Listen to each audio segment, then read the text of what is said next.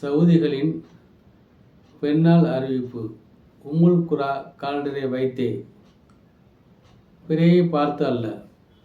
சவுதிகள் கடந்த 50 ஆண்டுகளாக உம்முல் குரா என்ற சந்திர காலண்டரை உருவாக்கி பயன்படுத்தி வருகிறார்கள்.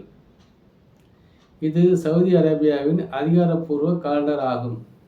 இதன் அடிப்படையிலேயே அங்கு அரசு அலுவல்கள், பள்ளிகள் இவற்றின் வேலை நாட்கள் மற்றும் விடுமுறைகள் தீர்மானிக்கப்படுகின்றன. இந்த உம்முல் குரா காலண்டர் ஹிஜ்ரி 1423 ஆண்டு கிபி 2002 ஆண்டிலிருந்து பின்வரும் 2 அளவுகோல்களின் கிரைட்டீரியாவின் படி கணக்கிடப்படுகிறது. முதலாவது, புவி மைய சங்கமம் சூரியன் மறைவுக்கு முன்பாக நடந்திருக்க வேண்டும். இரண்டாவது, சூரியன் மறைந்த பிறகு சந்திரன் மறைய வேண்டும்.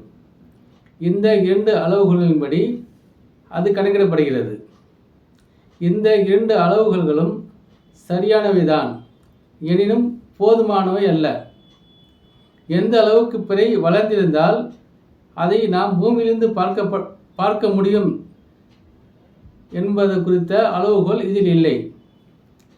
பூமியிலிருந்து நாம் பிறையை பார்க்க வேண்டும் என்று சொன்னால் கன்ஜெக்ஷன் நிகழ்ந்து, அதாவது புவி மைய சங்கமம் நிகழ்ந்து பிறை 0.7 என்ற அளவுக்கு வளர்ந்திருக்க வேண்டும்.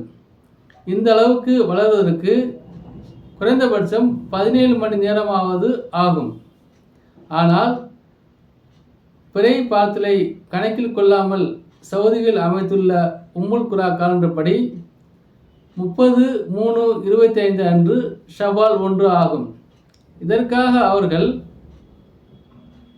29ஆம் தேதி மாலை பிறை பார்த்தாக வேண்டும். ஆனால் அன்று பிறை பார்ப்பது சாத்தியமில்லை. ஏனென்றால் புவி மைய சங்கமம் கன்ஜெக்ஷன் முடிந்து 4 மணி நேரம்தான் ஆகியிருந்தது. அப்போது பிறையின் ஒளி 0.1 என்ற அளவில்தான் இருந்திருக்கும். மேலும் அது தொடுவானத்திற்கு மேல் சென்றிருக்கும். அப்போது அதை கருவிகளால் கூட காண முடியாது. எனவே அன்று பிறை பார்ப்பது சாத்தியமில்லை. இதை அவர்கள் கணக்கில் கொள்ளவில்லை, அதில் கவலையும் கொள்ளவில்லை. மறுநாள் பிறை பார்ப்பதற்காக காத்திருக்கவில்லை. பிறை பார்த்ததாக அறிவித்து 30ஆம் தேதி ஷவால் 1 ரமலான் பெருநாள் என்று அறிவித்து விட்டார்கள். அல்லது பிறை பார்த்தல் என்பதே ஒரு பாசாங்காக இருக்கக்கூடும். எனவே சவுதிகளின் ரமலான் பெருநாள் அறிவிப்பு உம்முல் குரா காலண்டரை வைத்தே ஆகும், பிறையை பார்த்து அல்ல.